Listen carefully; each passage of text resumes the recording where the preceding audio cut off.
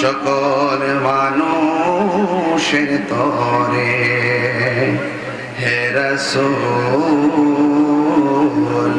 তোমাকে ভুলে আমি কেমন করে হে রাসূল তোমাকে ভুলে আমি কেমন করে আল্লাহুম্মা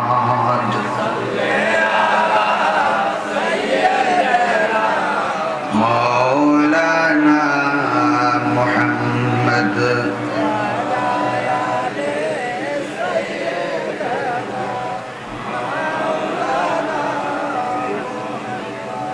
মুআজ্জাজ চাঁদপুর হাজীগঞ্জ আমিন মেমোরিয়াল উচ্চ বিদ্যালয় মাঠ প্রাঙ্গণ আজকের এই 12তম সুন্নি মহাসম্মেলনের হযরত ওলিউর রহমান রহমতুল্লাহ আলাইহির স্মরণে আজ মুসলিম পবিত্র ঈদে মিলাদুন নবী সাল্লাল্লাহু আলাইহি সাল্লাম উপলক্ষে সুন্নি মহাসম্মেলনের সম্মানিত রওনক বদরপুর দরবার শরীফের সাজ্জাদা নশীন খলিফা দরবারে গৌসুল আজম বাগদাদ শরীফ আহলুস সুন্নাত ওয়াল জামায়াত বাংলাদেশের সম্মানিত চেয়ারম্যান আন্তর্জাতিক খ্যাতি সম্পন্ন মুজাহিদ আহলুস সুন্নাহ পরম প্রিয় শ্রদ্ধাভাজন পিতৃতুল্য শাইখ আল্লামা আবু সুফিয়ান খান আবিদি আল কাদরি সাহেব মাদ্রাসাতুল্লাহুল আলী আজকের মাহফিলের সম্মানিত সভাপতি বিশিষ্ট সমাজ সেবক আলহাজ মোহাম্মদ বিলাল হোসেন সাহেব বিশেষ অতিথি মুফাসসির কোরআন মুফতি আবুল হাশেম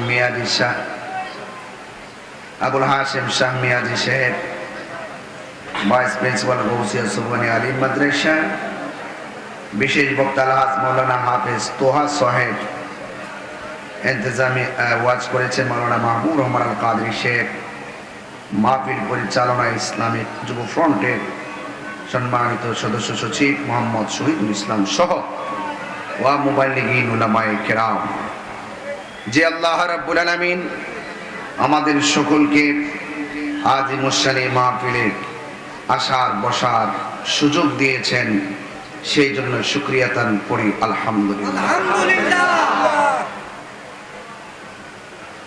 লাখ কোটি দরুদ ও সালাম ওই নবীর নূরানি কদম মোবারকে যিনি হায়াতুন নবী নূর নবী গায়বের খবর দেনওয়ালা হুজুরপুর নূর সাল্লাল্লাহু আলাইহি ওয়াসাল্লামের উম্মত হিসাবে আল্লাহ পাক আমাদের সকলকে কবুল করেছেন এই জন্য শুকরিয়া তান আবারও করি আলহামদুলিল্লাহ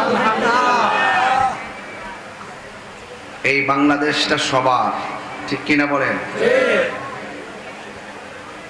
এই দেশে যারা উঁচুতে বাস করে তারাও বাংলাদেশী যারা সমতলে বাস করে তারাও বাংলাদেশী ঠিক কিনা বলেন আমি আপনি আমরা মিলেমিশে দেশটাকে সুন্দর করে সাজাতে পারি কি পারি না আমি আজকেও দেখেছি রাঙ্গামাটি পাহাড়িদের সাথে বাঙালিদের অনেক সংঘর্ষ হয়েছে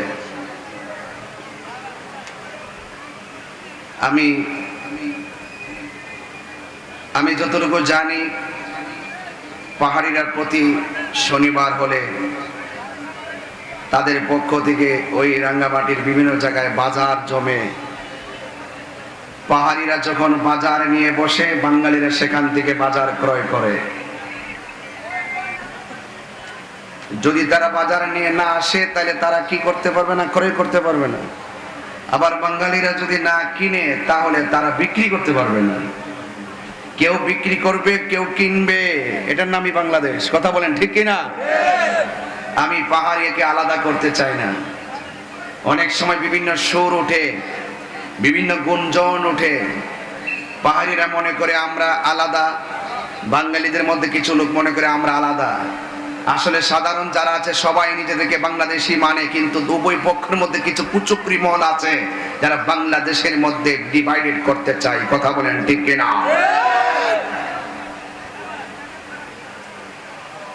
পাহাড়িরা বাংলাদেশি বাঙালিরও বাংলাদেশি, এখানে কোনো ধরনের সংঘর্ষ হোক সেটা আমরা চাই না, সকলে মিলেমিশে থাকতে চাই। কথা বলেন ঠিক কিনা?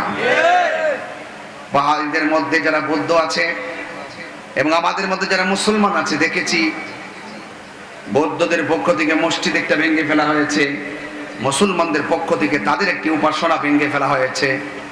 এই নিয়ে সংঘর্ষে কয়েকটা প্রাণ চলে গেছে, এটা আমরা আশা করি না। এই বাংলাদেশে মসজিদ থাকবে মসজিদের জায়গায়, গির্জা থাকবে গির্জার জায়গায়, মন্দির থাকবে মন্দিরের জায়গায়, যে যেই ধর্ম পালন করে সেই ধর্মের উপাসনা করবে। কথা বলেন ঠিক কিনা? কেউ কাহারও উপাসনালয়ে আঘাত করবেন না। যেইভাবে খুনাখুনি আর রাহাজানি আর মারামারি চলছে, সাম্প্রদায়িক দাঙ্গা যেইভাবে প্রতিদিন ঘটছে, বাংলাদেশটা একটা ধ্বংসস্তূপে পরিণত হচ্ছে। কথা বলেন ঠিক কিনা? এই ধ্বংসস্তূপে পরিণত হওয়ার মূল কারণ এই দেশের অনেক মানুষ আল্লাহর ওলিদের মাজারে আক্রমণ করেছে।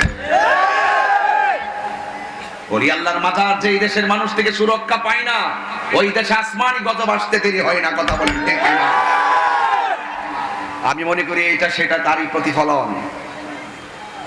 আমি দেখেছি, আমি অত্যন্ত আশাবাদী হয়েছিলাম, এদেশের অনেক হুজুররা মন্দির পাহারা দিয়েছে। আমি খুব, এটা ভালো লক্ষণ, কিন্তু আবার একটু অতি ভক্তিও বোঝা গেছে। কিন্তু যখন আমি হতাশ হয়েছি, আমি লজ্জিত হয়েছি, আমি নিজেকে অত্যন্ত লজ্জিত হয়েছি যে আল্লাহর মসজিদগুলো পর্যন্ত আমাদের আক্রমণ থেকে বাঁচতে পারছে না। এটা দুঃখজনক, লজ্জাজনক, অত্যন্ত দুঃখজনক। তার মানে বোঝা গেল এই দেশে মন্দির নিরাপদ হচ্ছে না, মসজিদ নিরাপদ পাচ্ছে না। কথা বলেন ঠিক না বেঠিক? আল্লাহর মাজারগুলো পর্যন্ত নিরাপদ পাচ্ছে না। আমি ইন্টারিম গভর্নমেন্টকে বারবার বলেছি, আবারও বলছি, ওরা কারা যাদের দ্বারা মন্দির আক্রমণ হচ্ছে? ওরা কারা যাদের দ্বারা মসজিদ আক্রমণ হচ্ছে? ওরা কারা যাদের দ্বারা বিভিন্ন সম্প্রদায়ের দাঙ্গা দিন দিন বেড়ে যাচ্ছে? এদের লাগাম যদি ধরা না হয়, তাহলে এই স্বাধীন সোনার বাংলাদেশ ধ্বংসস্তূপে পরিণত হবে। কথা বলেন। আবারও প্রমাণ হয়েছে এই বাংলাদেশের সবচাইতে শান্তিপ্রিয় সুনাগরিক আহলুস সুন্নাত ওয়াল জামাত। এই দেশের সবচাইতে শান্তিপ্রিয় সম্প্রীতির মানুষ আহলুস সুন্নাত ওয়াল জামাত। এই দেশের সবচাইতে শান্তিপ্রিয় সুফিবাদী মানুষ আহলুস সুন্নাত ওয়াল জামাত। আমরা প্রমাণ করেছি আহলুস সুন্নাত ওয়াল জামাত সন্ত্রাসীতে বিশ্বাসী নয়, মারামারিতে বিশ্বাসী নয়। যে যত ধরনের কৌশল করেই বক্তব্য দেখ না কেন, একমাত্র রাজনৈতিক চেয়ারের জন্য বক্তব্য দেয়। যখন এই চেয়ার প্রশ্নবিদ্ধ, এই চেয়ারের উপর যখন তাদের প্রশ্ন আসে, তখন তারা আর এদিক সেদিক খুঁজে পাওয়ার সময় পায় না। আমরা সুন্নি জামাতের চেয়ারের জন্য লালায়িত নয়, আমরা এই দেশের শান্তি চাই, এই দেশের মানুষের অধিকার চাই, এই দেশের মানুষকে শান্তিতে দেখতে চাই, এই দেশের মানুষকে বিশ্বের দরবারে একটি সুনাগরিক হিসেবে প্রতিষ্ঠা করতে চাই। দখলদারিত্বের তাণ্ডব লীলা আর পরাশক্তির কবলে বাংলাদেশ ধ্বংসস্তূপের দিকে চলে যাচ্ছে। আমি আপনি সকলকে সজাগ থাকতে হবে। শেষ পর্যন্ত কথা একটাই, বাংলাদেশকে উদ্ধার করতে হবে। বাঙালির পক্ষ থেকে যদি এই দেশকে নিয়ে চক্রান্ত করা হয়, আমরা রুখে দিব। পাহাড়িদের পক্ষ থেকে যদি এই দেশকে নিয়ে ষড়যন্ত্র করা হয়, আমরা রুখে দিব। আমরা চাই পাহাড়িরও বাংলাদেশি, বাঙালিরও বাংলাদেশি, পরাশক্তির কবল থেকে এই বাংলার জমিনকে আমরা ধরে রাখবো, প্রয়োজনে আমাদের জীবন দিব। কথা বলা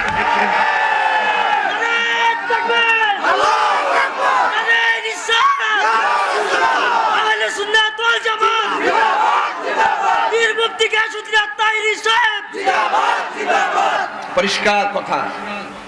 পাহাড়িরও আমাদের, বাঙালিরও আমাদের, বৌদ্ধরও আমাদের, খ্রিস্টানরা আমাদের, হিন্দু আমাদের, যারা এই দেশে নাগরিক হিসেবে বাস করে। কথা বলেন ঠিক না বেঠিক? সবার নিরাপত্তা নিশ্চিত করতে হবে। অনেক সময় দেখা যায় পাহাড়িরা সেনাবাহিনীর 287 যে তাদের অবস্থান, এই 287কে ফেরত দেওয়া আমি মনে করি প্রয়োজন। অনেক সময় পাহাড়িরা সেনাবাহিনী যখন ক্যাম্প দেওয়া হয়, তারা এটাকে বিপরীত ভাবে সরাই নেওয়ার জন্য দাবি তোলে। আমি মনে করব সেনাবাহিনী রাখা উচিত, এবার আমি দেখেছি বন্যা যখন এসেছে ওই সেনাবাহিনী অত্যন্ত কষ্ট করে পাহাড়িদের ঘরে ঘরে ত্রাণ সামগ্রী পৌঁছে দিয়েছে। দেশের শান্তির জন্য প্রত্যেকটা সেক্টরে শুধুমাত্র প্রশাসন থাকলে চলবে না, প্রশাসন প্রয়োজন এবং আইন প্রয়োজন, আইনের প্রয়োগ প্রয়োজন। কথা বলেন ঠিক কিনা? দেশটা সবার পায়ে হাত দিয়ে বলছে, আমার বক্তব্যকে রাজনীতি গন্ধ খুঁজবেন না। যাদের দ্বারা এই দেশের অস্থিতিশীল পরিবেশ সৃষ্টি হয়, প্রত্যেকটা সমাজে কিছু উগ্রবাদী মানুষ থাকে, এদেরকে ফাইন্ড আউট করতে হবে। ঠিক কিনা বলেন ভাইরা আমার? পবিত্র ঈদে মিলাদুন নবী সাল্লাল্লাহু আলাইহি সাল্লামের মাহফিল চলছে সারা বাংলাদেশ ব্যাপী। আজকেও তো আপনার হাজীগঞ্জে আমাদের আহলে সুন্নাত ওয়াল জামাত চাঁদপুর জেলার সবাইকে নিয়ে আজকে এক কাতারে মারহাবা বলেন। আমরা তো ঈদেই চেয়েছিলাম, নাকি আর কিছু চেয়েছি? আমরা একটাই চেয়েছি, সব সুন্নিরা এক থাকুক। সব সুন্নি এক থাকলে দেখবেন বাংলাদেশে সুন্নি ছাড়া কিছুই নাই। আর যা দেখতেছেন সব হলো উড়ন্ত পাখি। ওরা এখন এই খাঁচায়, এখন ওই খাঁচায়, আমরা এই খাঁচায় ওই খাঁচায় না, আমরা রসুলের প্রেমের খাঁচায় থাকতে চাই। ভাইরা আমার, তবে একটা কথা বলবো, আজ শুরু করি না, ভূমিকায় আছি। আমি একটি কথা বলতে চাই, আপনারা যারা এখানে এসেছেন আমাকে ইন্তেজামিয়া কমিটির পক্ষ থেকে একটি অনুরোধ করেছেন, যদি আমি এখন না বলি তাহলে ওরা বেজার হবে। আপনারা কারা কারা খুশি হয়েছেন হাত তোলেন। মাওলানা মুহাম্মদ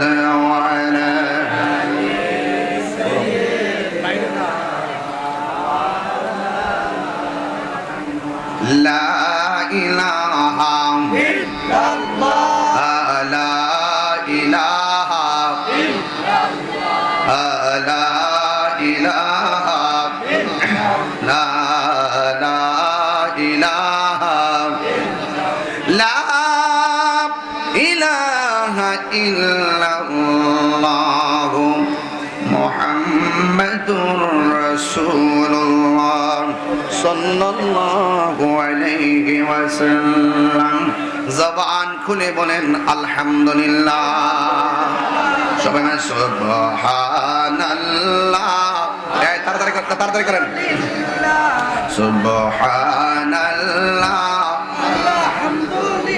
লা ইলাহা ইল্লাল্লাহ, সুবহানাল্লাহ, আলহামদুলিল্লাহ, লা ইলাহা ইল্লাল্লাহ, বলো লা ইলাহা ইলাহা ইল্লাল্লাহ, বলুন লা ইলাহা ইল্লাল্লাহ, লা ইলাহা লা ইলাহা ইল্লাল্লাহ, লা ইলাহা ইল্লাল্লাহ, লা ইলাহা ইল্লাল্লাহ, ইলাহা ইল্লাল্লাহ, লা ইলাহা ইল্লাল্লাহ, লা ইলাহা ইল্লাল্লাহ মুহাম্মাদুর রাসূলুল্লাহ সাল্লাল্লাহু আলাইহি ওয়াসাল্লাম। জবান খুলে বলুন সুবহানাল্লাহ। আমার যুবক ভাইরা, আলোচনা শুরু করে দিলাম। আকাশের মনটাও বেশি ভালো না, যতক্ষণ আমি আলোচনা করব মনোযোগ দিয়ে শুনবেন। এই মাসটার নাম হলো রবিউল আউয়াল। ইদানিং একটা বিষয় বড় ভালো লাগছে, বাংলাদেশে জামাত ইসলাম আছে না নাই? এমনে না হেমনে আমরা কিন্তু রাগ করি না। যে কোনো ভাবে কেউ সিরাতুন নবী মাহফিল করে 12 রবিউল আউয়াল, কেউ সিরাতুন নবীর ব্যানার দিয়ে জুলুস করে। আমরা এদের মতো এত একরুখা না যে বেদাতি ফতোয়া দিমু যে কোনো ভাবে তোমরা নবীর স্মরণ করো, আমরা খুশি। এই জন্য আবার দেখলাম বাংলাদেশের যেই সমস্ত হুজুররা ঈদে মিলাদুন নবীকে নিয়ে ফতোয়া দিত, ঈদে মিলাদুন নবী নিয়ে ফতোয়া দিত, ইদানিং দেখলাম তারাও ঈদে মিলাদুন নবীকে সমর্থন দিচ্ছে। আমি একটাই কথা বলেছি, দিন শেষে আহলুস সুন্নাত ওয়াল জামাতের পতাকায় আকাশে উড়বে। কথা বলেন ঠিক কিনা? আমাদের মধ্যে কোনো মুনাফিকি নাই, আমাদের মধ্যে অনেক মুহাক্কিক আলেম আছে। কেউ আছে কোরআনের আয়াতের অর্থ তোলে, কেউ আছে তাফসীর করে, কেউ আছে শুধুমাত্র দালালি করে, আবার আহলে সুন্নাত ওয়াল জামাত শুধুমাত্র দলিলের জোরে কথা বলে। ঠিক কিনা? আমি একটা কথা বলতে চাই, আপনারা জানেন ব্রাহ্মণবাড়িয়া কসবাতে মিলাদুন নবী সাল্লাল্লাহু আলাইহি সাল্লামের জুলুসের মধ্যে আক্রমণ করেছে। 50 থেকে 60 জন মানুষ আহত হয়েছে। বিজয়নগরে ঈদ মিলাদুন নবী সাল্লাল্লাহু আলাইহি সাল্লামের জুলুসের মধ্যে পিকআপে আগুন ধরায় দেওয়া হয়েছে। ছোট ছোট বাচ্চারা এটার ভিতরে ছিল, পিঠের মধ্যে আগুন লেগে গেছে। এইভাবে তারা আক্রমণ করে রক্তাক্ত করে দিয়েছে। আমি মনে মনে ভেবেছিলাম বাংলাদেশে এই বুঝি একটা সুন্দর সময় আসছে আলেমরা ঐক্যবদ্ধ হওয়ার, কিন্তু দেখলাম এই সত্য মিলাদুন নবীতে আক্রমণ করে দিয়ে তারা পার্থক্য হয়ে গেছে। এভাবেই যদি চলতে থাকে এই দেশের মধ্যে হক কায়েম হবে না। খেলাফতের কথা বলে যারা মানুষের গায়ে আগুন লাগায়া দেয়, খেলাফতের কথা বলে যারা মানুষের জশ্নে জুলুসে আক্রমণ করে রক্তাক্ত করে, তাদের মুখের মধ্যে ইসলাম আছে, অন্তরের মধ্যে ইসলাম নাই। কারণ নীল নদের পানি যেমন নীল না, তাদের মুখের ইসলামও ইসলাম না।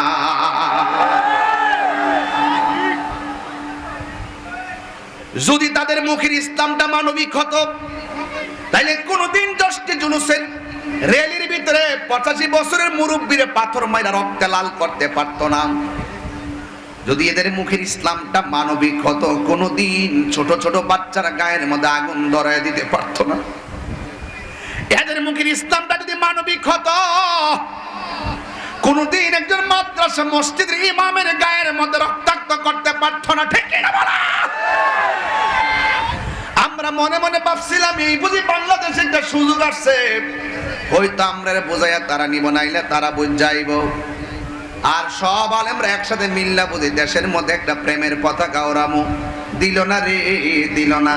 এইরকম মসজিদ আক্রমণ করলে আর এইভাবে যদি মেসেজ দিতে থাকেন বাইরে বাইরে কিলাকিলি, পাবলিক মনে করবে হুজুররা আসলে বেশি বালা না। কথা কোন ঠিক না?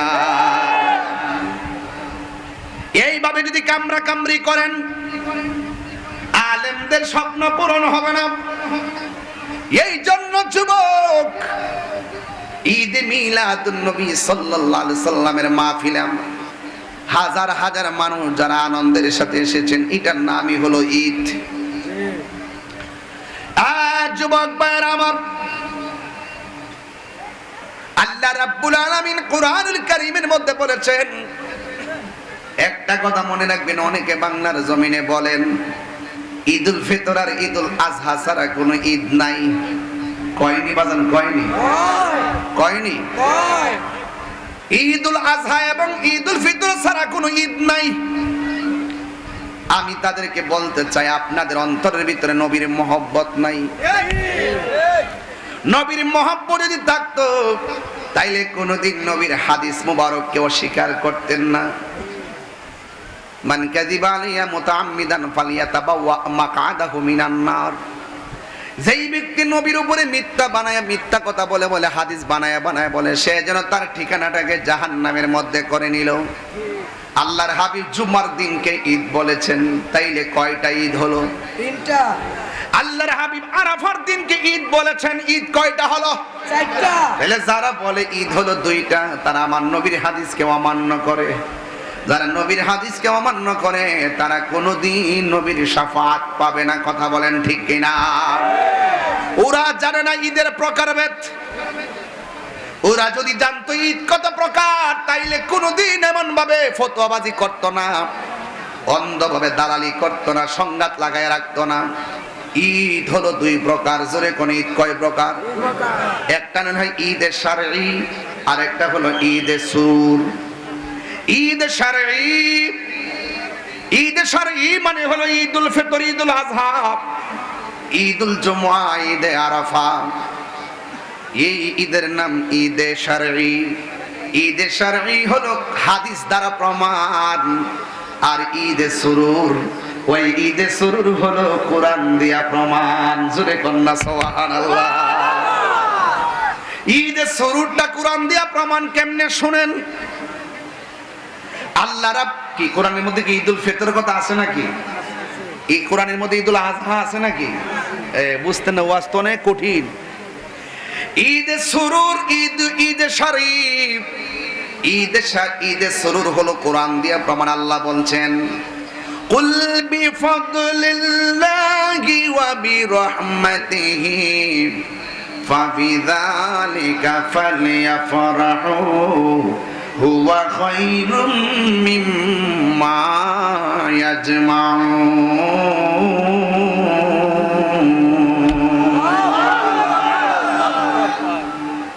আমি বলেছি ঈদে সুরুর কোরআন দিয়া প্রমাণ, আর ঈদে শারঈ, ঈদুল ফিতর, ঈদুল আযহা, ঈদে আরাফা, ঈদুল জুমা, ঈদে হাদিস দ্বারা প্রমাণ।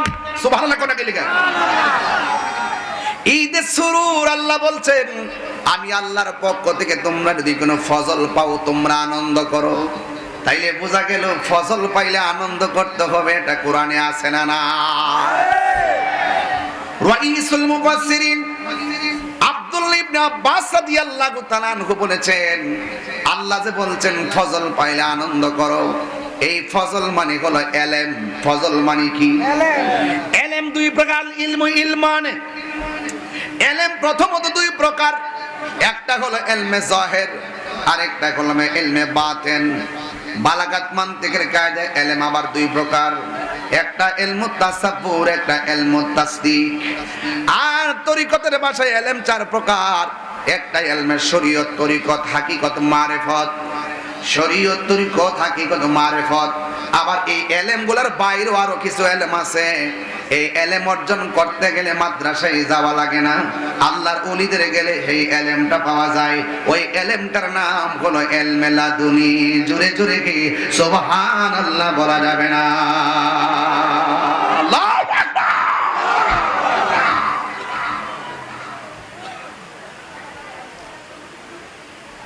এরপর আরেক তাফসীরের মধ্যে এসেছে আল্লাহ যে বলছে ফজল পাইলে আনন্দ করো, এই ফজল মানে হলো কোরআন। এখন আপনারা হাজীগঞ্জের মানুষ বলেন কোরআন পাইয়া আমরা খুশি না বেজার? আর জোরে কোন খুশি না বেজার?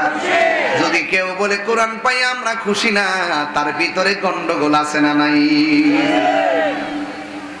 আল্লাহ রাব্বুল আলামিন কোরআনে বলেছেন ইন্না নাহনু নাযালনা যিকরা ওয়া ইন্না লাহু লাহাফিজুন।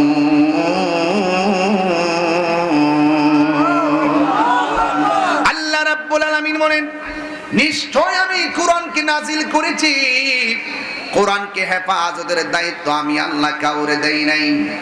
জবানটা খুলে বলুন কোরআন হেফাজতের মালিক কে?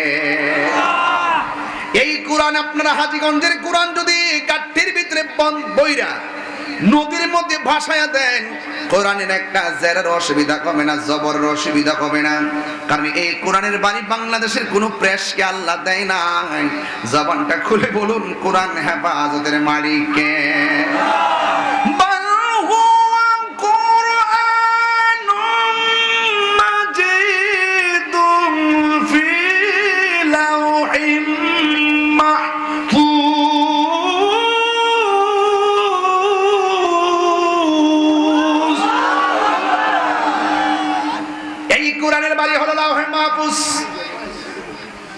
দুনিয়ার সব কোরআন যদি গাট্টি বান্দা ফালায় দেন কোরআনের কোনো অসুবিধা নাই। কোরআন লাউহে মাহফুজে অঙ্কিত, মোহরাঙ্কিত, সংযোজিত। এই কোরআনের মধ্যে যারা পরিমাণ কোনো সন্দেহ নাই। যালিকাল কিতাবু লা রাইবা ফীহি হুদান লিল মুত্তাকিন। এই কোরআনের মধ্যে কোনো যারা পরিমাণ কোনো সন্দেহ নাই। যুবকের দল, এই জন্য ফজল মানি হলো কোরআন। আরেক জায়গায় লিখেছে ফজল মানি হলো ইসলাম। এই আমার হাজীগঞ্জের বাবা জবান খুলে কোন ইসলাম ধর্ম পাই আমরা খুশি না বেজার? আর বড় করে কোন খুশি না বেজার। আল্লাহ রাব্বুল আলামিনের কাছে একমাত্র গ্রহণযোগ্য ধর্মের নাম হলো ইসলাম।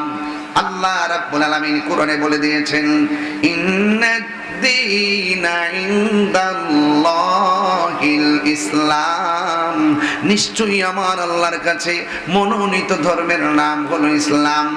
এই জন্য শুধুমাত্র মুখে দাঁড়িয়ে রাখলেই মুসলমান হওয়া যায় না, মাথার মধ্যে পাগড়ি লাগাইলেই মুসলমান হওয়া যায় না।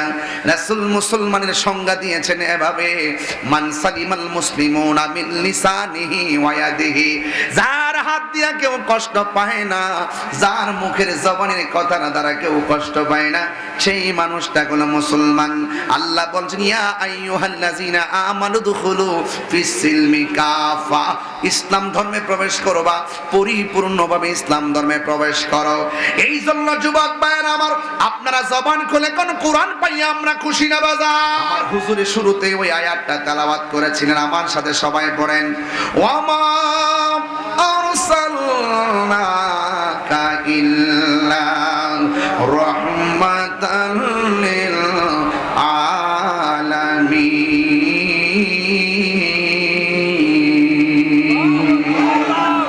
আমার নবী, আপনার নবী গোটা জাহানের জন্য রহমত। এই রহমত পাইলে আনন্দ করো। এই ঈদের নাম ঈদে শরী না, এই ঈদের নাম হলো ঈদে সুরুর। ঈদে সুরুর করতে গেলে ইবাদত লাগে না, ঈদে সুরুর করতে গেলে নামাজ লাগে না, ঈদে সুরুর আদায় করতে গেলে রোজাও লাগে না। আজকে যারা ফতোয়া দেয়, পাবলিকে দোকা বানাইতে চায়, ঈদুল ফিতরের নামাজ আছে, ঈদে মিলাদুন নবীতে নামাজ আসেনি, ঈদুল ফিতরের ঈদুল আজহাতে কুরবানি করে, ঈদে মিলাদুন নবীতে কুরবানি করেনি। এইভাবে পাবলিকে বোকা বানাইতে চায়। ও যুবকের দল, মনে রাখবা, ঈদে সুরুর করতে গেলে নামাজ লাগে না। আজকে দেখেন তো, ঈদুল ফিতরের মধ্যে যদি কেউ নামাজ পড়তে না যায়, তাইলে আপনারা বলেন গুনাহ হবে কি হবে না? ঈদুল ফিতর না গেলে গুনাহ হবে, ঈদুল আজহাতে না গেলে গুনাহ হবে। দুইটা ঈদ আদায় করা হলো ফরজ, কথা কোন ঠিক কিনা? কেউ যদি ওই ঈদগার ময়দানে না যাইয়া ঘরের মধ্যে ঘুমায় থাকে, তার আমলনামা গুনাহ লেখা হয়ে যাবে। আর ঈদে সুরুর, ঈদে মিলাদুন নবী এমন একটা ঈদ, যে ঈদে মিলাদুন নবীতে আপনি যত যাইবেন তত সওয়াব পাবেন। মোহাব্বত নিয়ে ঘরে বসে থাকলেও আপনি সওয়াব পাবেন, কথা বলেন ঠিক কিনা? ঈদে সুরুরও বোঝে না, ঈদে শরিয়াও বোঝে না, একটার মধ্যে আরেকটা লাগাই দেয়। কি দরকার ছিল বলেন? এই সমস্ত বিষয় নিয়ে বিতর্কের কি প্রয়োজন ছিল, কথা কোন ঠিক কিনা?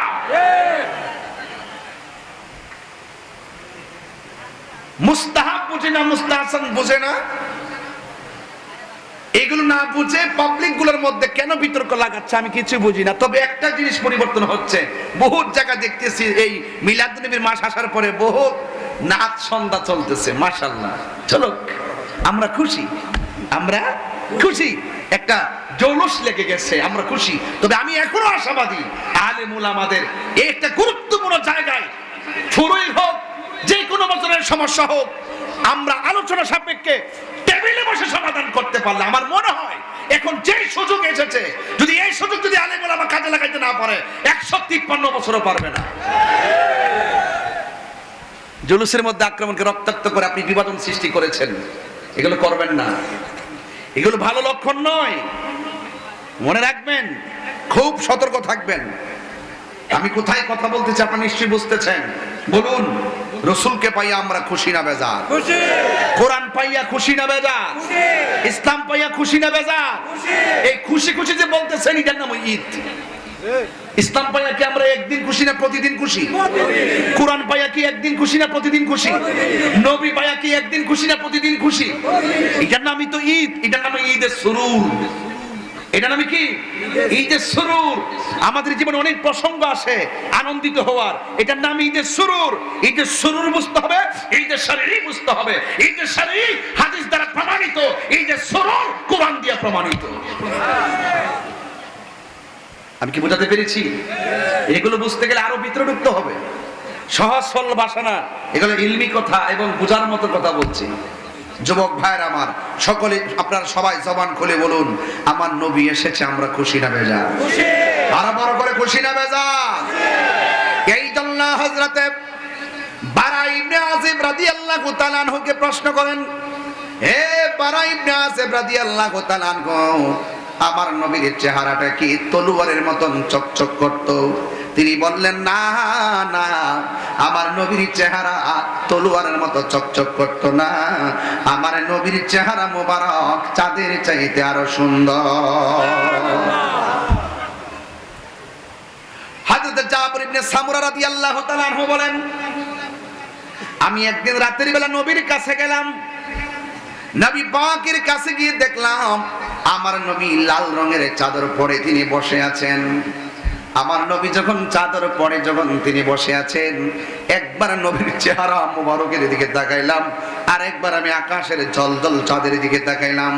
আমি যখন নবীর চেহারা মোবারকের দিকে তাকাইছি, আবার যখন আকাশের চাঁদের দিকে তাকাইছি, আমি তাকাইয়া দেখলাম আমার নবী চাঁদের চাইতে আরো সুন্দর। আম্মা জান আয়েশা সিদ্দিকা রাদিয়াল্লাহু তাআলা আনহাকে প্রশ্ন করা হয়, আয়েশা, ও আয়েশা গো, আপনি তো নবীর সঙ্গে ঘর সংসার করেছেন, আমার নবীর চেহারাটা কেমন ছিল? আয়েশা সিদ্দিকা রাদিয়াল্লাহু তাআলা আনহা ডাক দিয়ে বলে, শোনো শোনো, ইউসুফ নবীর দেখতে যাইয়া মিশরের মেয়েরা ফল কাটতে গিয়ে আঙ্গুল কেটে ফেলেছে, টের পাই নাই। ওই মজলিসে যদি তারা আমার নবীকে দেখতো, শুধুমাত্র আঙ্গুল নয়, তাদের কলিজাটা কাইটা খান খান কইরা ফেলাইতো, যারা পরিমাণও তারা টের পেত না। এরপর আমার নবীকে প্রশ্ন করে, আয়েশা, আমার নবীর চরিত্রটা কেমন ছিল? আয়েশা সিদ্দিকা রাদিয়াল্লাহু তাআলা আনহা বলেন, গোটা কুরআন শরীফটাই হইল আমার নবীর চরিত্র। কুরআনের যে জবর পেশের অক্ষরে যেমন সন্দেহ নাই, আমার নবীর চরিত্রের মধ্যেও কোনো কলঙ্কের দাগ নাই। জোরে কোন সুবহানাল্লাহ। সেই নবী রাহমাতুল লিল আলামিন ওই দুনিয়ার মধ্যে তাশরীফ এনেছেন এই রবিউল আউয়াল মাসে।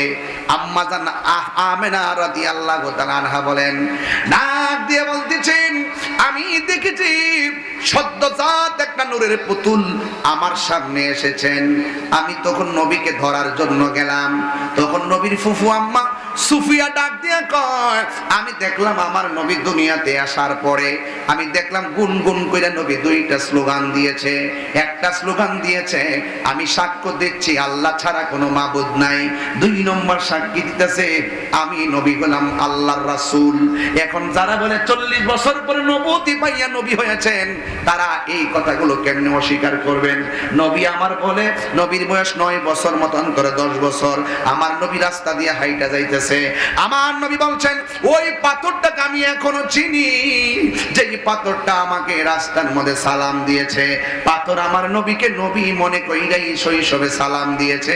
আজকে আমরা যারা নবীকে নবুয়তের আগে নবী ছিল না মর্মে ক্যানভাস করতে চাই, আমার মনে হয় আপনারা ভুল পথে আছেন। এই যদি থাকে আপনাদের ঈমানের ধন্য দশা, তাইলে একদিন আপনাদের বেহাল দশা হয়ে যাবে। কথা বলেন ঠিক কিনা? এই জন্য আম্মা যারা আমেনা বলেন, আমি দেখলাম নবী দুনিয়াতে আইসা 2টা স্লোগান দিয়েছে, আল্লাহ ছাড়া কোনো মাবুদ নাই, আমি নবী হইলাম আল্লাহর রাসূল। এ যুবক, মা আমেনা নবীকে এই রবিউল আউয়াল মাসে ধরতে গেলেন। মা আমেনা বলে, আমি তাকে দেখলাম জান্নাতের 4টা মহিলা, একটা মহিলা হলো পৃথিবীর সবচাইতে বড় সুন্দরী, যার নাম হলো হযরতে মা হাওয়া। 2 নম্বর মহিলার নাম মা আসিয়া, 3 নম্বর মহিলা মা হাজেরা, 4 নম্বর মহিলা হলো মা মারিয়াম। এই 4টা মহিলা আমার নবীর আকাশের দিকে উড়ায় আল্লাহু আকবার কোন না কেন, কিছুক্ষণ পরে আল্লাহর হাবিবকে একটা দোলনার মধ্যে আইনা শুয়ায়া দিল। মা আমেনা বলেন, আমার নবী দুনিয়াতে খতনা কইয়া এসেছেন। আমার নবী বলে, আমি খতনা হইয়া দুনিয়ার মধ্যে এসেছি, আমার নবীর লজ্জাস্থান কেউ দেখে নাই। মা আমেনা বলে, আমার নবীর গায়ে মোবারকের ভিতরে জান্নাতের জামা মোবারক। আব্দুল্লাহ ইবনে আব্বাস রাদিয়াল্লাহু তাআলা আনহু বলেন, যখন আমার নবী দুনিয়াতে এসেছে, আকাশ থেকে আইনা একটা দোলনার মধ্যে শুয়াইছে। আমি দেখলাম দোলনাটা বিনা বাতাসে লড়তেছে, বিনা বাতাসে একবার উত্তরে যায় দক্ষিণে যায়। আমি মনে মনে ভাবতেছি, বিনা বাতাসে দোলনাটা লড়ে কেন? আমি একদিন নবীর জিজ্ঞাসা করছি, নবী গো, ও মায়ার নবী, আপনি যখন ছোটবেলায় দোলনার মধ্যে ছিলেন, আপনার দোলনাটা বিনা বাতাসে লড়াচড়া করছিল, আর আপনার দোলনা শুধু লড়ে নাই, আপনার দোলনা যখন উত্তরে যায় আকাশের চাঁদ উত্তরে যায়, আপনার দোলনা যখন দক্ষিণে যায় আকাশের চাঁদ দক্ষিণে যায়। ইয়া রাসূলুল্লাহ, ইয়া হাবিবাল্লাহ, এই দোলনা মুবারক কেন লড়ছে? ওই নবী ডাক দিয়ে কয়ে, চাচা গো, আমার দোলনাটা বিনা বাতাসে লড়ে নাই, আমার দোলনাটা যিনি লড়াইছিল তিনি হলো হযরতে জিবরাইল আলাইহিস সালাম। এই দুনিয়ার কোন মানুষকে আমার দোলনার খেলার সাথী বানাই নাই আমার আল্লাহ, আমি নবীর সম্মানে আকাশের চাঁদকে আমার খেলার সাথী বানায়া দিছি। আর বড় করে কন্যা আল্লাহু আকবার।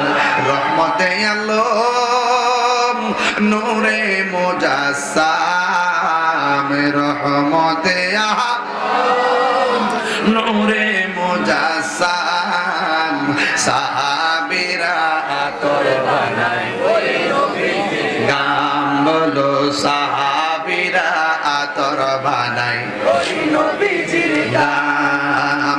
চিনো জানো মানো কেমন আমার নবীজি, যাহার প্রেমে পাগল চন্দ্র তারকারাজি, বলো চিনো জানো মানো কেমন আমার নবীজি, যাহার প্রেমে পাগল চন্দ্র তারকারাজি।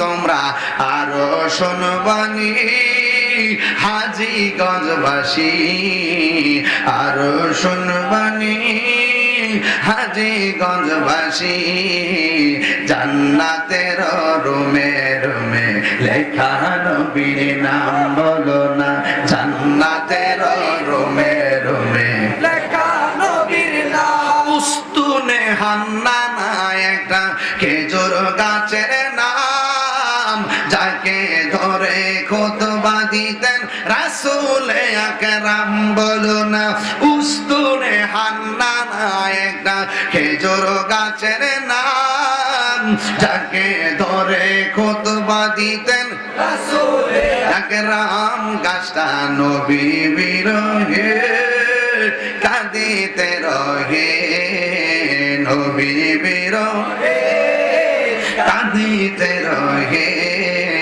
হতবাক হইল যত সাহাবায়ে কেরাম, বলো না হতবাক হইল যত সাহাবায়ে কেরাম, বলো না রহমতে আলম নূরে মাশাআল্লাহ গাম, বলো না সাহাবীরা আতর বানায় ওই নবীজির গাম। আমার যুবক ভাইরা কি বলবো নবীর শান।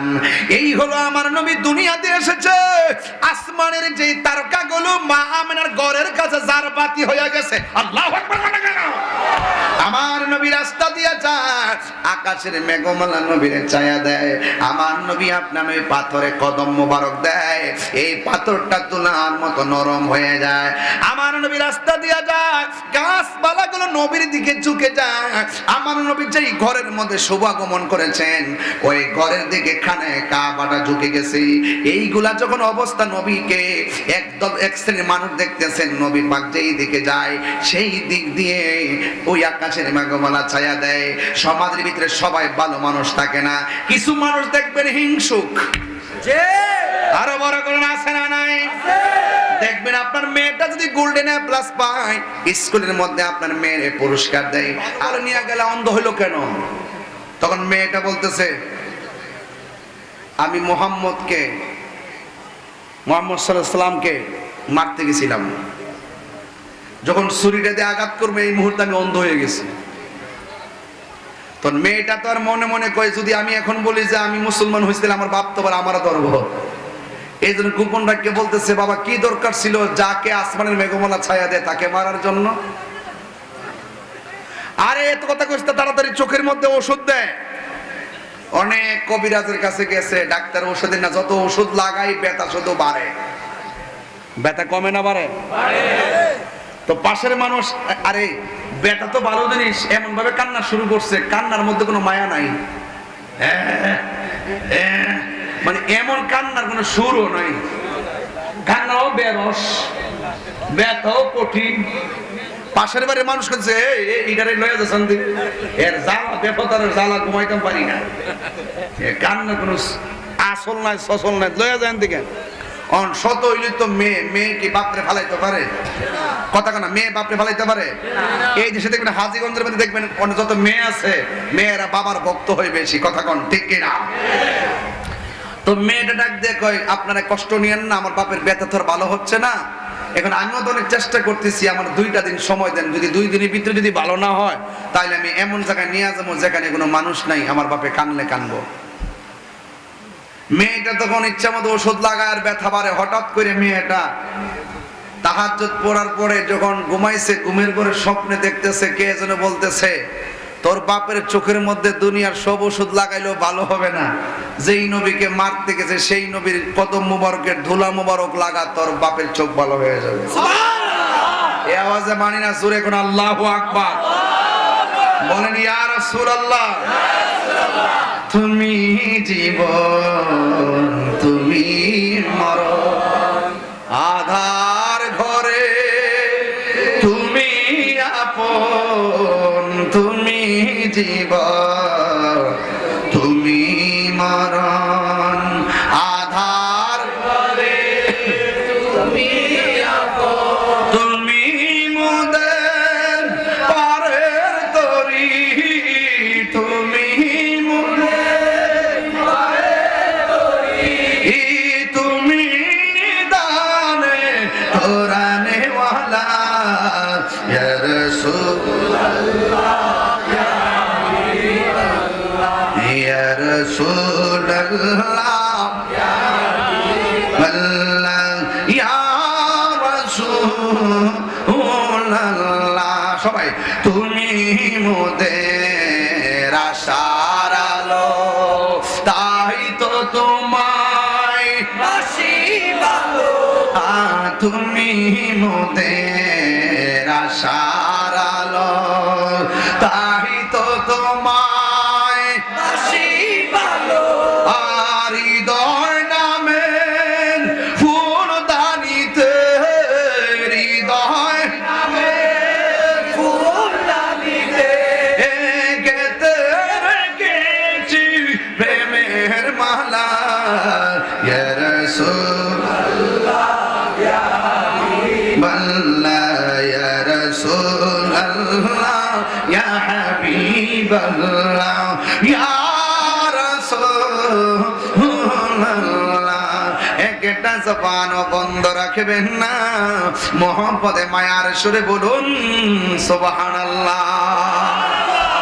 ওই মেয়েটা রাতের বেলা যেই মাত্র ঘুমাইছে গো, ঘুমের ঘরে স্বপ্ন দেখেন কে যেন তারে ডাক দিয়া বলে এই দুনিয়ার ডাক্তার কবিরাজের এই ওষুধ লাগাইলে তোর বাবার চোখ ভালো হবে না, যদি তোমার বাবার চোখ ভালো করতে চাও যেই নবীকে ছুরি লইয়া মারতে গেছে ওই নবীর কদম মুবারকের ধুলা মুবারক লাগাও। মেয়েটার চোখ ঘুমটা ভাঙে গেছে আর মনে মনে ভাবতেছে আমার বাবা গেছে নবীরে মারার জন্য, আর আমি যদি নবীর কাছে বাবার জন্য কদম মুবারকের ওষুধ চাই তাইলে আমার নবী আমাকে দিবে কিনা। এই নিয়ে যখন মেয়েটা মনে মনে চিন্তা করে আমার বাবা নবীরে মারতে গেছে, আমি নবীর কাছে কেমনে কোন মুখ নিয়ে চাইবো, এই কথা ভাবতে ভাবতে মেয়েটা আবার মনে মনে ভাবতেছে আমার নবী দিবে না কেন, আমার নবী তো শুধুমাত্র একজনের রহমত নয়, আমার নবী তো গোটা কুল কায়নাতের জন্য রহমত। ওমা আরসালনাকা ইল্লা রাহমাতাল লিল আলামিন।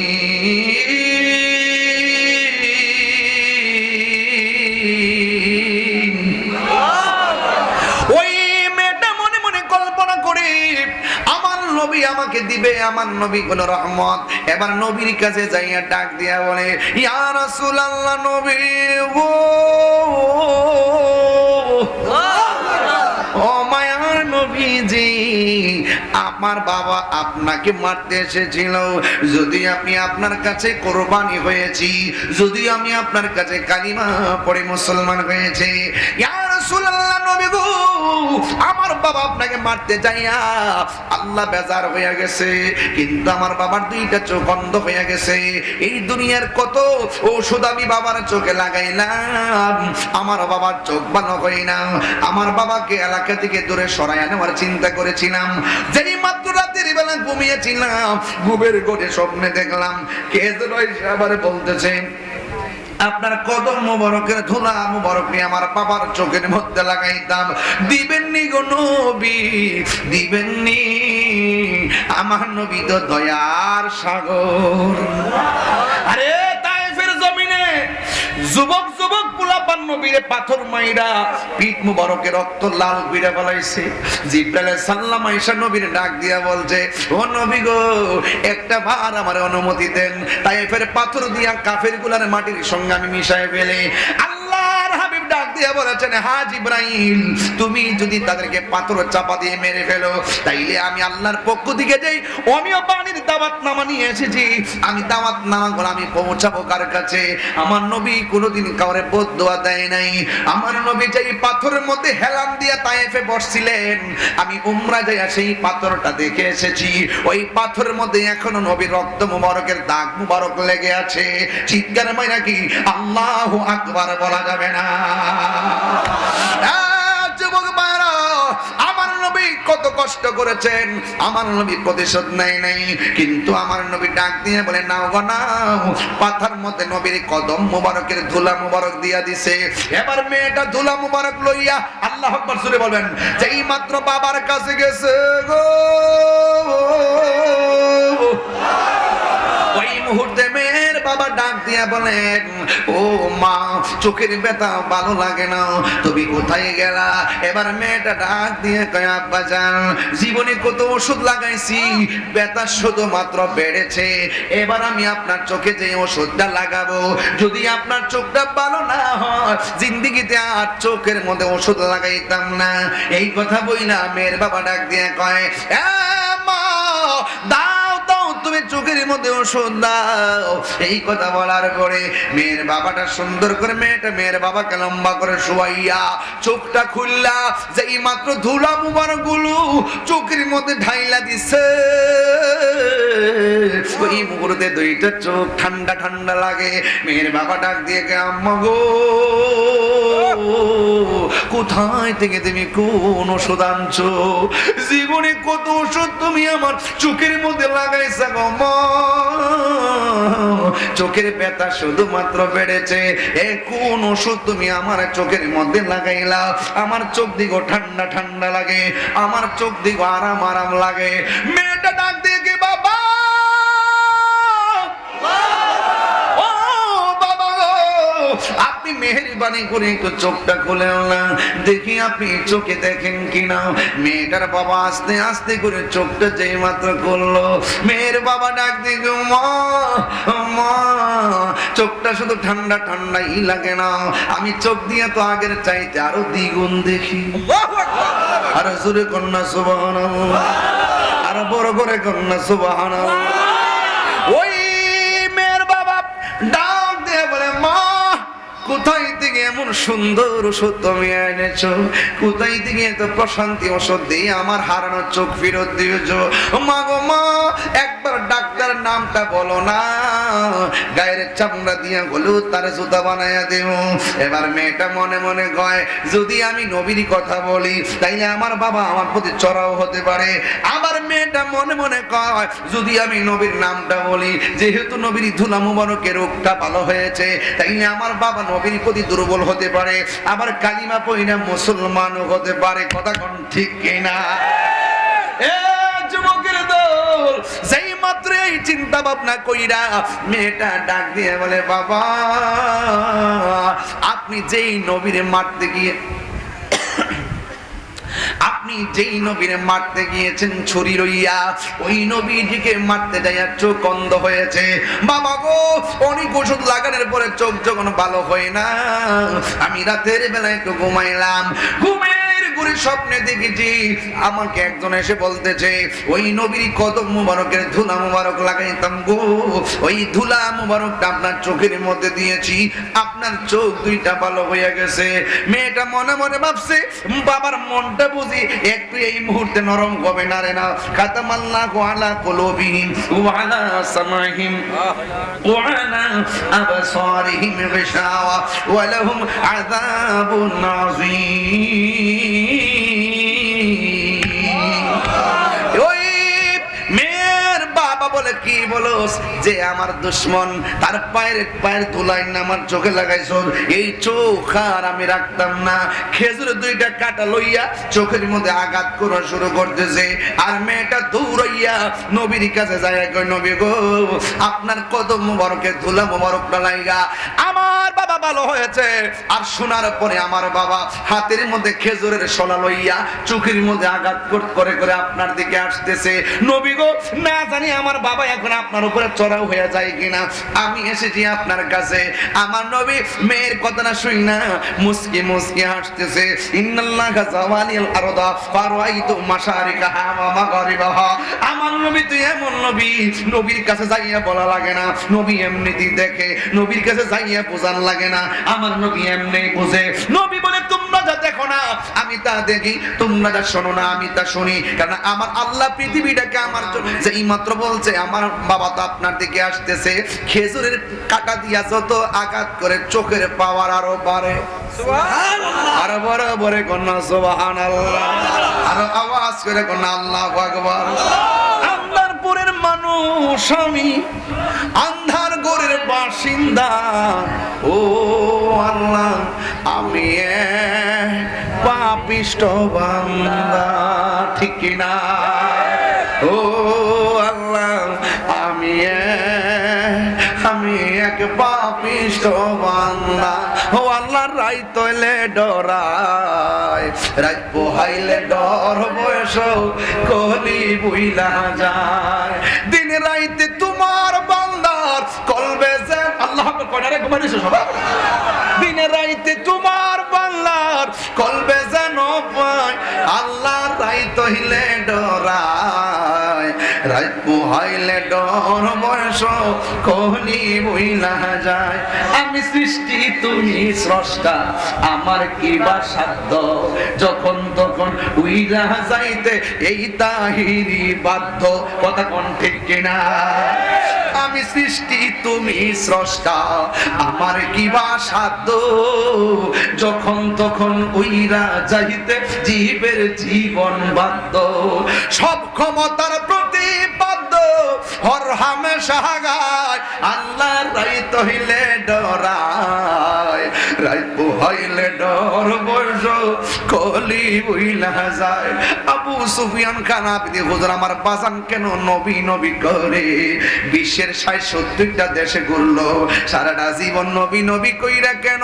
আজকে ওয়াজে আয়েশা কইছে মিনহা খলাকনাকুম ওয়া ফিহা নুঈদুকুম ওয়া মিনহা নুখরিজুকুম। কেন এত নবীর পাগল? এই বৃষ্টির ভিতরে এই হাজীগঞ্জের মুখে বাবা কোন জায়গা না, আরে আমিন মেমোরিয়াল এই স্কুলে কত ছাত্র পড়লো, কত শিক্ষক পড়াইলো, কত শিক্ষিকা পড়াইলো, কত ম্যানেজিং কমিটি গেল, কত অর্গানাইজিং কমিটি গেল, অ্যাডক কমিটি গেল। আজকে খবর লইয়া দেখেন এই হাজীগঞ্জের কত গুরুস্থানের ভিতরে এখানের বহুতগুলা মানুষ এতিম হইয়া পড়ে রইছে, বৃষ্টির পানিতে কোমর পর্যন্ত গলা হইয়া রইছে, গলা পর্যন্ত পানি, গলা পর্যন্ত পানি, কবরের ভিতরে একেবারে কোমর পর্যন্ত পানি। ওই কবরের ভিতরে হাড্ডি গুলা বাসতেছে, ওই কবরের ভিতরে ১ নম্বর হলো ঈমান, ২ নম্বর হলো আমল।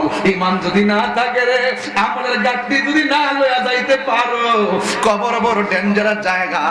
ওই কবরের ভিতরে আমার নবী বলেন ওই কবরটা এমন একটা জায়গা, ওই জায়গায় পৃথিবীর কোনো বন্ধু যাবে না, তোমার সন্তান তোমার সম্পত্তির ভাগ নিবে, কিন্তু কবরের আযাবের ভাগ কেউ নিবে না, তোমার মৃত্যুর কষ্টের ভাগ তোমার পরিবারের কেউ নিবে না। এই জন্য কবর বড় ডেঞ্জারাস জায়গা। ও বন্ধুরে, বাড়ির পাশে আলু ক্ষেত, আলু লাগাইলে আলু আসবে, ধান লাগাইলে ধান আসবে, কিছুই যদি না লাগান কিছুই আসবে না। এই জন্য দুনিয়ার উপরে মাটির উপরে চইলা যদি তুমি ঈমান আনতে পারো, মাটির উপরে চইলা যদি আমল করতে পারো, মাটির নিচে গেলে আল্লাহ জান্নাতের গালিচা বিছাইয়া দিবে। আর মাটির উপরে চইলা দুর্নীতি কইরা, দেশের ভক মাইরা, বিদেশের টাকা পাচার কইরা, মাটির উপরে চইলা দুর্নীতি কইরা, মাটির উপরে চইলা সুদ খাইয়া, মাটির উপরে চইলা ঘুষ খাইয়া, মাটির উপরে চইলা মার বুকে লাথি মাইরা, মাটির উপরে চইলা গীবত কইরা, মাটির উপরে চইলা বুহতান কইরা, মাটির উপরে চইলা মুনাফিকি কইরা, মাটির উপরে চইলা মানুষকে ঠকাইয়া, মাটির উপরে চইলা গাঞ্জা খাইয়া, মাটির উপরে চইলা মানুষকে খুন কইরা, কবর দেশে যাইয়া নবীর শাফাআত পাওয়া যাবে না। কথা বলেন ঠিক কিনা? দুই হাত তুলে বলো ঠিক কিনা?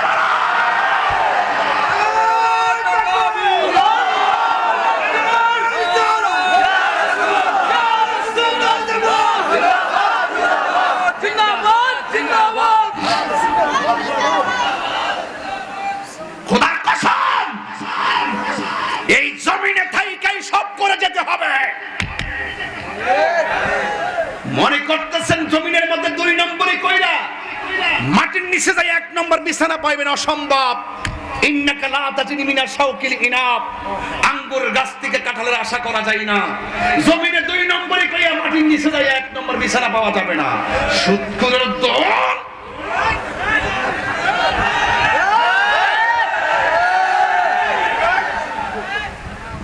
ঘুষখোরের গোষ্ঠী, আজকে প্রত্যেকটা গরিব অসহায়, টাকা যেই দিকে দেন দরবার সেই দিকে। কথা কোন না কেন? গলার ছুরি লাগাই দিল গমো। এই ঘুষখোরদের কারণে সমাজের ন্যায্য বিচার উঠে গেছে। ঘুষখোরদের কারণে, সুদখোরদের কারণে গরিব আরো গরিব হচ্ছে। এই সুদখোরদের কারণে মসজিদের ইমাম নির্যাতিত হচ্ছে। এই সুদখোরদের, ঘুষখোরদের কারণে স্কুল, মাদ্রাসা, ইউনিভার্সিটি সমস্ত ব্যবস্থাপনা ধ্বংসের দিকে চলে গেছে।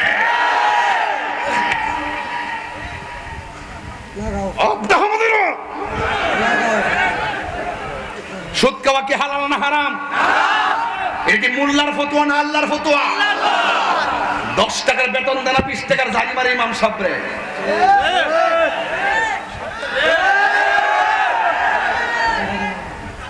এখানে ইমাম আসেনি কেউ?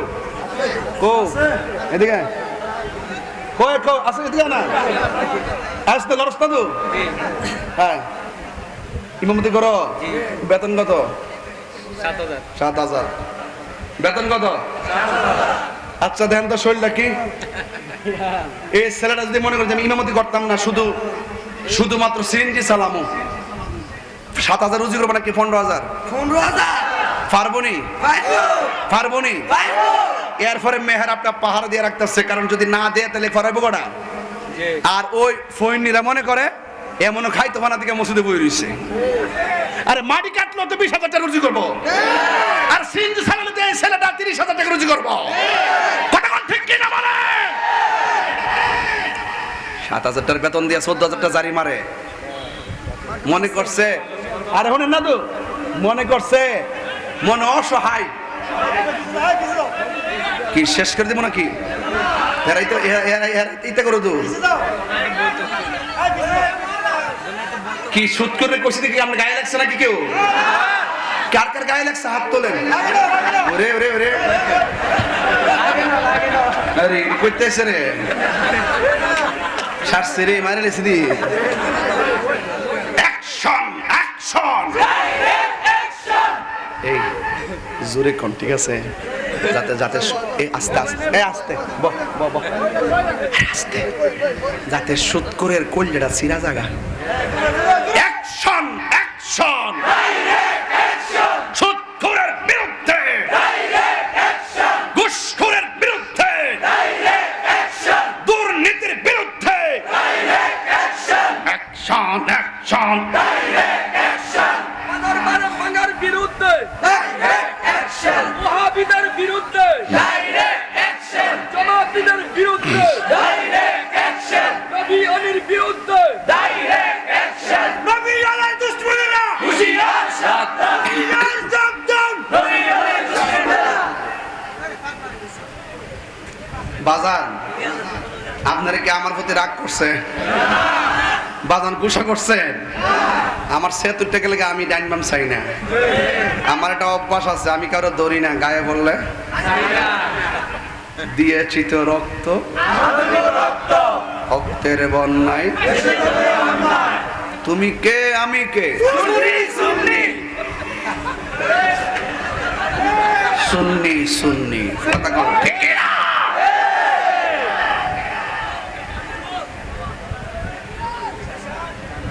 কষ্ট হচ্ছে আপনাদের? খালি একটু খেলা দিছি মান গরম। আলহামদুলিল্লাহ বলেন।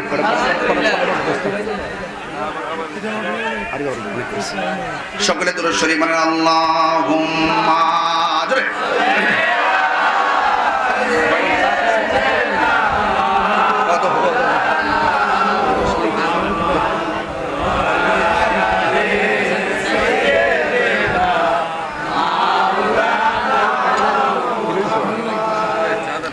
সবাই মহব্বতে বলেন লা ইলাহা ইল্লাল্লাহ। এই আস্তে আপনারা সত্যি করে কোন, আমি যে সুদের বিরুদ্ধে বলছিলাম রাগ করছেন? ঘুষের বিরুদ্ধে বলছি রাগ করছেন?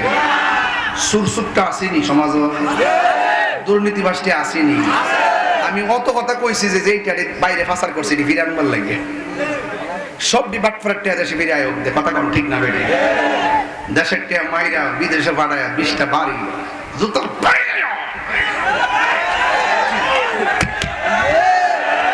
কথা কোন ঠিক কিনা বলেন? আমরা সবসময় দুর্নীতির বিরুদ্ধে বলে আসছি, নবীর দুশ্মনী যারা করবে তাদের বিরুদ্ধে বলে আসছি, কথা বলেন ঠিক কিনা? তো নবীর বিরুদ্ধে কথা বললে আল্লাহ কি সহ্য করে? আল্লাহর সঙ্গে নাফরমানি করলে কি আল্লাহ সহ্য করে?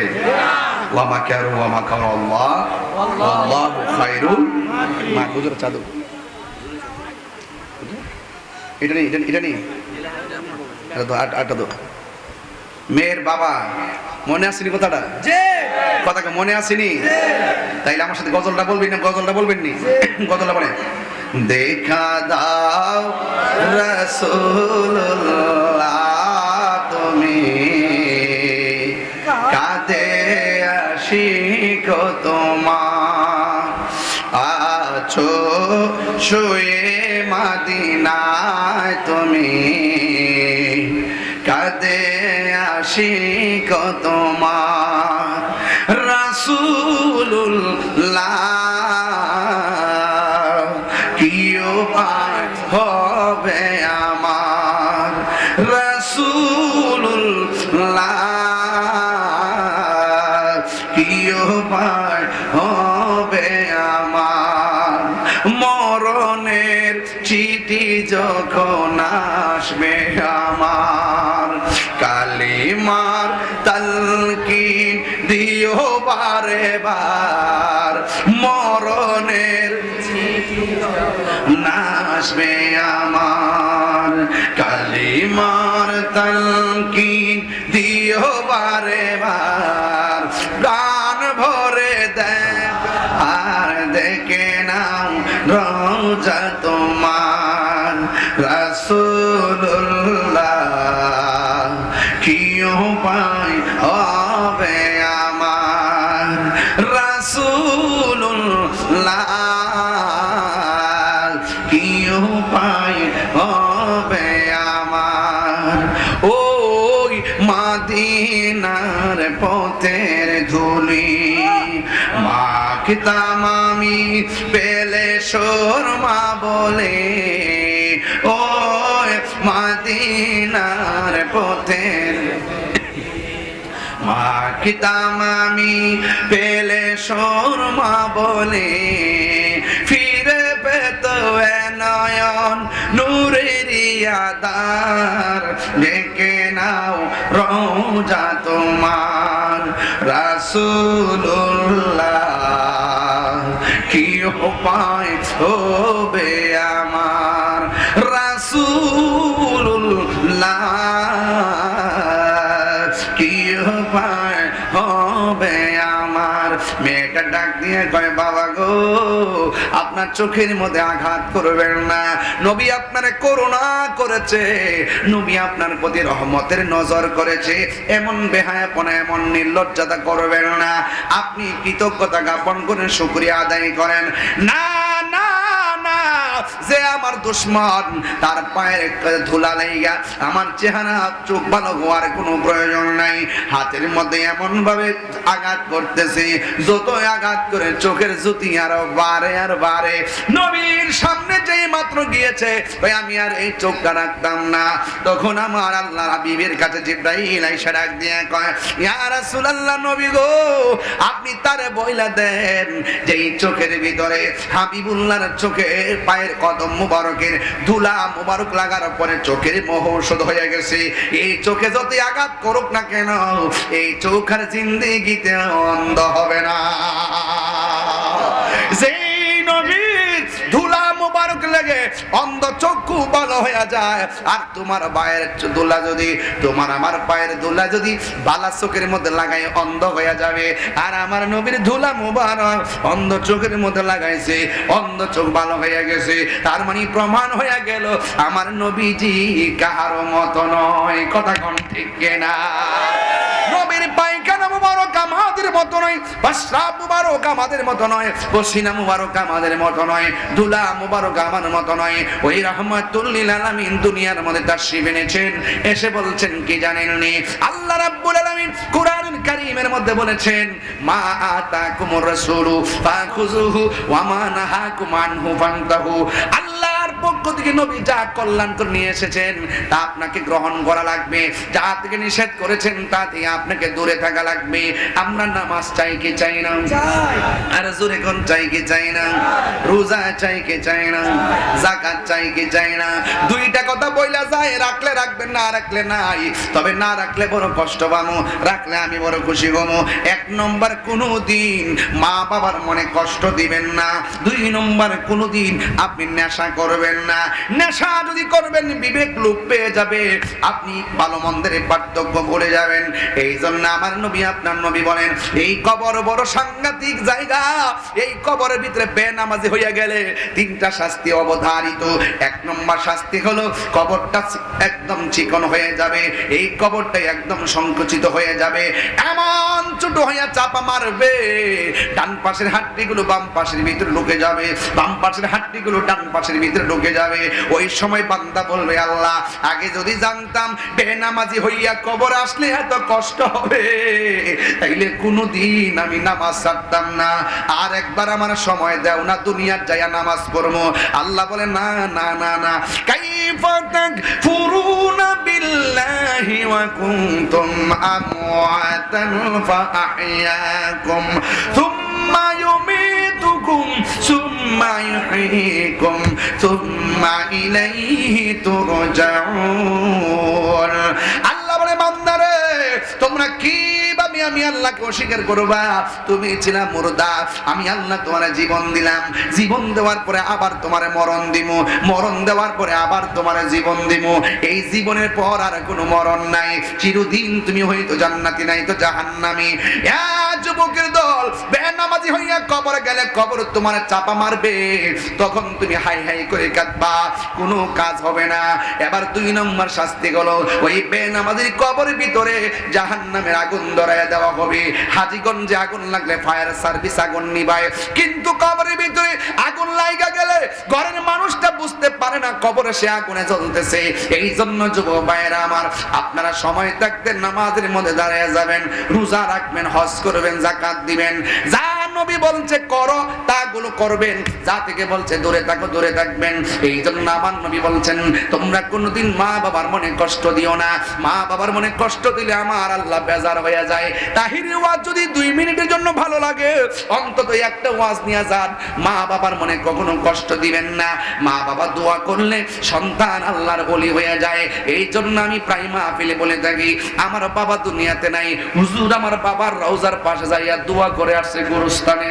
এ যুবকের দল, আমার আব্বা হুজুরকে অনেক মহব্বত করতেন, এই জন্য যুবক ভাইয়েরা আমার হুজুর যাইয়া দোয়া করেছেন, যার নাই সে বুঝে বাবা হারা ব্যথা কত, যার নাই সে বুঝে মা হারা ব্যথা কত। তাহিরি কাছে মুরিদ হইয়া আল্লামা শাইখ আবু সুফিয়ান খান আবিদি আল কাদরি হুজুরের কাছে মুরিদ হইয়া, মা বাবার মধ্যে কষ্ট দিলে হুজুর আপনাকে ভালোবাসবে না, আপনাকে মা বাবাকে ভালোবাসতে হবে। এই জন্য যুবক, এখানে অনেক মুরব্বীরা বসে আছে, মুরব্বীরা গাছের ছায়া, এই ছায়াটা দূরে চলে গেলে মনে করবা দুনিয়াটা অন্ধকার। এই জন্য আমি প্রায় মাহফিলের মধ্যে বলি, বাবা গো বাবা, বাবা গো বাবা, বাবা তুমি কেমন আছো ছোট মাটির ঘরে, তোমার কথারই হৃদয় মাঝে বারে বারে, বাবা গো ও বাবা, বাবা গো বাবা, কত আদরে কত স্নেহ তোমার কাছে পেলাম, সব কিছু হারিয়ে আজকে নিঃস্ব হয়ে গেলাম। কত আদরে কত স্নেহ তোমার কাছে পেলাম, সব কিছু হারিয়ে আজকে নিঃস্ব হয়ে গেলাম। ভালোবাসি তোমায় বাবা, বুকুটা যে যাইছি রে, ভালোবাসি তোমায় বাবা, বুকুটা যে যাইছি রে, তোমার কথার হৃদয় মাঝে পড়ছে বারে বারে, বাবা গো বাবা, বাবা গো বাবা, মা তুমি আমার আগে যেও না গো মরে, আমি কেমন করে দেব মাটি,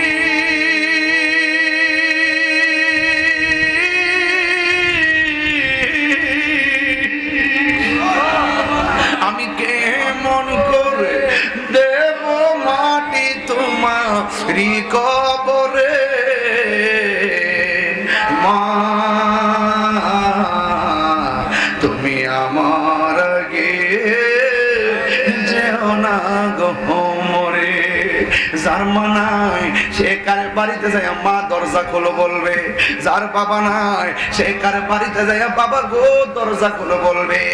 এ হাজীগঞ্জের মানুষ, বাবা যদি না থাকে, মা যদি না থাকে, আগামীকাল গুরুস্থানের মধ্যে যায় বলবা, ও আল্লাহ আমার আব্বা আম্মার কবরে চলে গেছে, দুনিয়ায় থাকতে সেবা করতে পারি নাই, আল্লাহ আমার আম্মার কবরটাকে তুমি জান্নাত বানিয়ে দাও। এত মায়া করতে নেছি নি আমরা সংসারে, এত মায়া করতে নেছি নি আমরা সংসারে, আজ বুঝি রে শুয়া রইছে কবর, বন্ধু নাই রে বান্ধব নাই রে, যেই জায়গা কন্যা আল্লাহ, দিলটা নরম করে কন্যা আল্লাহ, বন্ধু নাই রে বান্ধব নাই রে, যেই জায়গায় সেই জায়গারি বন্ধু নবী মুস্তাফা, সেই জায়গারি বন্ধু নবী মুস্তাফা। পায়ে ধরে বলে দিয়া যায় নামাজ ছাড়বেন না, পায়ে ধরে বলে যায় মার মনে কষ্ট দিবেন, পায়ে ধরে বলে দিয়ে যায় মার মনে কষ্ট দিবেন। ভাইয়েরা বলে দিয়ে যায় হারাম খাবেন না, ভাইয়েরা বলে দিয়ে যায় ঘরের পাশের ঘরের মানুষটাকে আপনি কষ্ট দিয়ে কথা বলবেন না, কারণ ঘরে আগুন লাগলে ওই মানুষটা আপনার আগুন নিভাইব। ঘরের মানুষটার লোকে রাগ করবেন না, কারণ আপনি মরলে ঘরের পাশের মানুষটা আপনার মরণের পরে খাবার দিব। ঘরের পাশের মানুষটার কষ্ট দিয়েন না, আপনি মারা গেলে ওই মানুষটা হন্তি লইয়া গুরুস্থানে কবর করতে, ঠিক কি না? এই জন্য ভাইয়াদেরা বলি, যতটা ওয়াজ করলাম নবীর আগমনের উপলক্ষে ওয়াজ করেছি, তবে একটা কথা বইলা দিয়া যায়, কবর বড় ডেঞ্জারাস জায়গা। যেই জায়গায় ঈমান আমল না হয়ে গেলে অবস্থা ভয়াবহ হয়ে যাবে। একদিন মাটির ভিতরে হবে রে মন আমার, কেন বন্ধ দালাঙ্গ। কিচ্ছু যাইতো না ভাই, কিচ্ছু যাইতো না, ব্যাংকের টাকা ব্যাংকে পড়ে থাকবো। আরে কষ্ট লাগে, ফজর আজানটা দিলে মুয়াজ্জিনের সাথে 2-3 জন ছাড়া মসজিদে লোকই হয় না। সারা রাত মোবাইল টিপে আজানটা দিলে ঘুমের ঘরে যায়। আর আগে দেখছি সারা রাত মানুষ ঘুমাইছে, আজানটা দিলে মসজিদে চলে গেছে। দেখবেন শুক্রবারে ভিতরে জায়গা নাই, বাইরেও জায়গা নাই, আছে না নাই বলে। বাইরে ফাউডার ধরে কয়ে দিয়া যায়, 5 ওয়াক্ত নামাজ আমরা চাই কি চাই না, নবীর মহব্বত আমরা চাই কি চাই না। এই যুবক, হারাম খায়েন না, হারাম খায়েন না। আর সুদখোরের মসজিদের সভাপতি বানায়েন না। আল্লাহ দোয়া দিয়া কই, দরকার হয় 5 ওয়াক্ত নামাজ যে পড়ে মুখে দাঁড়িয়ে আছে, দরকার হয় সে মাছ মারে মাটি কাটে, হিডারই বানাবেন মসজিদের সভাপতি। কথা কোন ঠিক না? আপনারা কি রাগ করেছেন আমার সাথে? রাগ করেছেন? তাই আজকে থেকে সুদখোরের মসজিদ দায়িত্ব দেওয়া যাবে। এই কিছুদিন পরে দেখবেন তরুণদের হাতে মসজিদের নেতৃত্ব আসতেছে। কথা কোন ঠিক কিনা? এই যুবক পোলাপান তোমরা আছো তো আমার সাথে ইনশাআল্লাহ? আমি কি বুড়ো হয়ে গেছি নাকি? এই যুবক আমাদের হুজুর কি বুড়া হয়ে গেছে নাকি? হুজুর এখনো যেভাবে বলে ঠিক কিনা ঠিক না, এই আওয়াজ তো এখনো 12 বছরের বেটা কইতে না। কথা কর ঠিক না? এটা কি গায়ের জোর না প্রেমের জোর? তাহলে অনুরোধ করে বইলা দিয়া যাই, সুদ খাওয়া যাবে না, ঘুষ খাওয়া যাবে না, নবীর বিরুদ্ধে কথা বলা যাবে না, দুর্নীতি করা যাবে না, মা বাবার মনে কষ্ট দেওয়া যাবে না, নেশা করা যাবে। আরো আজকে বাকি আছে, অনেক চেষ্টা করছে আপনাদেরকে সামাজিক এবং ঈমানতান্ত্রিক কিছু কথা বলার জন্য। এরপরে যে সকালে বলেন যে কিতাব ওয়াজ করছে না করছে, মনে করবেন যে সেই ওয়াজের টাইমে মোবাইল টিপছিল। একজন মহিলা আমারে, আসসালামু আলাইকুম বাবা, আমি তোমার একজন মা বলতেছি, তোমার কাছে একটা আবদার। তোমার আজানটা শুধু মোবাইলে শুনছি, আজকে আমি এই এলাকায় আছি, তাই আমি চাই তুমি আজানটা দাও, আর একটা গজল বলবা, আল্লাহ মহান আল্লাহ মহান। চিঠি একটা এসেছে, চিঠির যুগ তো উঠে গেছে, চিঠির যুগ উঠে গেছে। মোবাইল গজব এসে চিঠির মায়া উঠে গেছে। আগে দেখছি সন্তানজন বিদেশ থেকে চিঠি পাঠাইতো, মা চিঠি বারবার পড়তো আর নামাজের মুসল্লায় কাঁদতো। কথা কোন ঠিক না? এখন আজান শুনলেই চলবো নাকি নামাজও লাগবো? নামাজ লাগবে কি লাগবে না? লাগবে।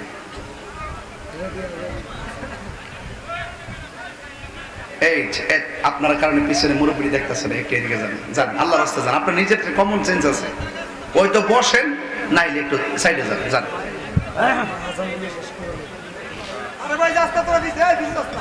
বস না বাবা, বস না, তোরা কি তা করছিস?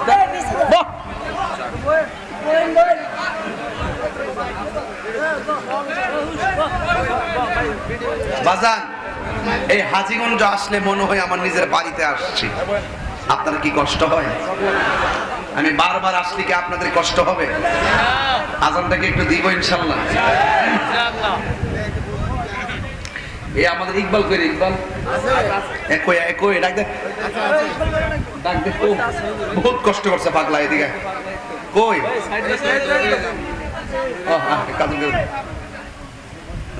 আরেকটা গো, আরেকটা এদিকে। এটি অনেক কষ্ট করছে আমারে। এতে আছে না, প্রতিদিন 3 বার ফোন মারে। পরে আমি বলি যে আপনার মাহফিল কি হবে? কোজি হুজুর হবে। আমি কি আপনি আরো 10 বার ফোন দিবেন? বিশ্বাস করে না। যায়, ঠিক আছে ঠিক আছে, গুড। আরো আছে, আরো আছে, ওই যে আর সভাপতি সাহেব তো আজকে আছে আমার সাথে, মাশাআল্লাহ। আজানটা দিতাম।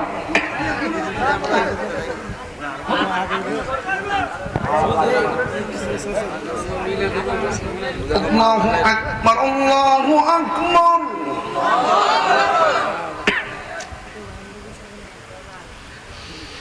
আল্লাহু আকবার, আল্লাহু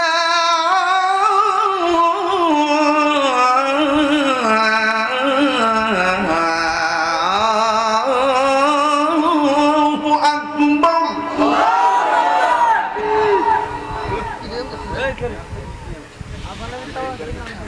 আশহাদু আল্লা ইলাহা ইল্লাল্লাহ।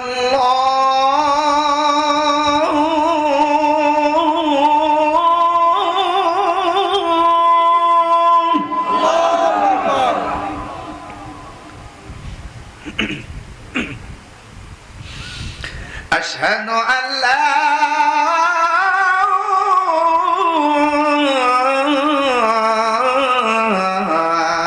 ইলাহা ইল্লাল্লাহ।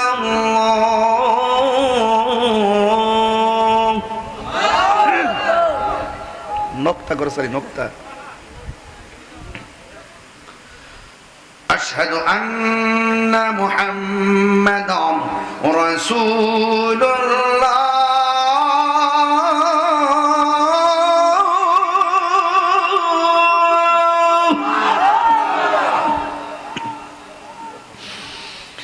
أشهد أن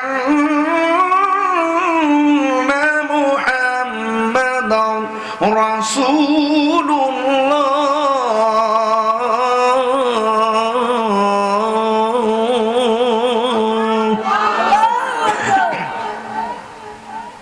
এখন যে আল্লাহু আকবারটা বলবেন, যে আওয়াজটা এখনো মাহফিলে করেন নাই, সেই আওয়াজটা বড় করে আল্লাহকে ডাক দিবেন। রাজি আছেন? حي على الصلاة،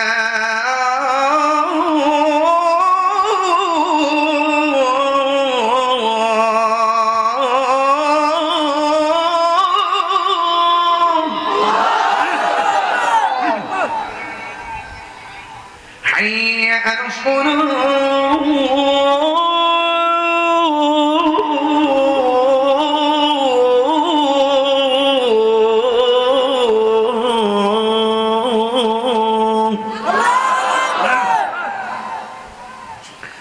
حي على الفلاح،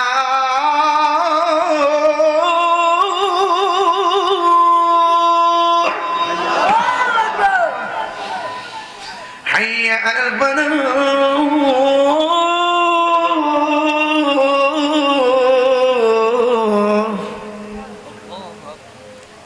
আর পাইতে না, বোকাল এক জায়গায় রাখবা, তুমি বাড়াইবা কমে ভাই নক্তা করবা, তুমি পছন্দ করি না। আলহামদুলিল্লাহ বলেন, আরো জোরে আলহামদুলিল্লাহ। আমরা নামাজ চাই কি চাই না? আরো জোরে বলেন, চাই কি চাই না? 5 ওয়াক্ত নামাজ পড়বেন, মা বাবার খেদমত করবেন, হারাম থেকে বেঁচে থাকবেন ইনশাআল্লাহ। আসেন দাঁড়িয়ে নবীর সালাম দিয়া নবী